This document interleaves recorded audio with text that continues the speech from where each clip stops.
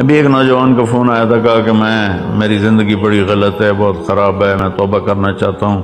میں ایک مولانا کے پاس گیا تھا کہ کیا میری توبہ قبول ہو سکتی ہے؟ انہوں نے کہا دفع ہو جا، تیرے منہ پہ داڑھی تو ہے نہیں، تو توبہ کرنے کیا آیا ہے؟ تو وہ کہنے لگا میں نے خودکشی کا ارادہ کر لیا کہ زندگی سے تو موت ہی بہتر ہے۔ پھر کہیں سے میرا نمبر ملا تو اس نے مجھے بتایا، پھر میں نے اس کا بیٹا اللہ کہتا ہے اتنے گناہ کرو کہ آسمان کی چھت کو لگا دو، پھر ایک دفعہ کہہ دو یا اللہ معاف کر، تو میں ساری معاف کر دیتا ہوں۔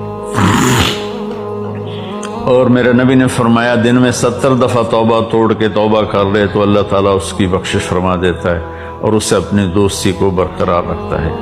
جاوید چودھری صاحب بڑے اچھے کالم نگار ہیں، میری بڑی ان سے محبت ہے، دوستی ہے، تعلق ہے۔ انہوں نے ایک دفعہ مجھے فون پہ لیا، مجھے کہا کہ مولانا آپ لوگوں کو گناہوں پہ دلیر کر رہے ہیں۔ میں نے کہا وہ کیسے؟ کہ آپ کہتے ہیں جتنی دفعہ مرضی توبہ توڑو، توبہ کر لو گے تو اللہ معاف کر دے گا۔ اگر آپ کا نوکر 2-3 دفعہ غلطی کرے تو چوتھی دفعہ آپ اسے معاف کریں گے؟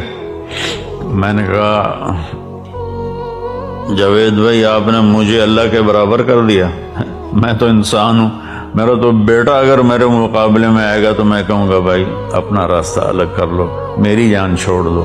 وہ اللہ ہے، اللہ جو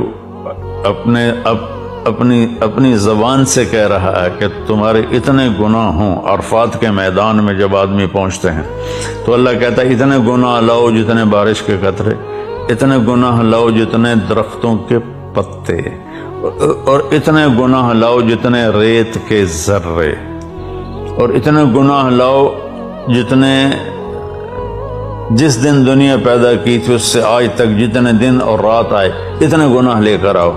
ایک آدمی، ہر آدمی اتنے گناہ لے کر آئے اور تم کو یا اللہ توبہ، تو اللہ کہے گا جاؤ معاف کیا۔ تو اللہ نے اس کے ساتھ توبہ کا دروازہ رکھا ہے۔ بعض اوقات شیطان نا امید کر رہتا ہے جی میری تو زبان